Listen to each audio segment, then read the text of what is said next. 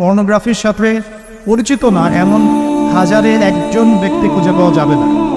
ঠিক আছে, বাংলাদেশের পরিসংখ্যান বলছে যে বাংলাদেশের স্কুল পড়ুয়া প্রায় 77% ছেলে মেয়ে পর্ন দেখে। এটা আমার কথা নয়, বা আপনি গুগল করেন এবং দিন দিন মেয়েদের পর্ন দেখার প্রবণতা বাড়ছে, এটা লেখা আছে। শুধু তাই নয়, ওই 1896 সালের দিকে তারা যখন পর্নোগ্রাফি ছড়িয়ে দেয়, মাত্র 7 মিনিটের একটা ভিডিও তারা প্রকাশ করছে।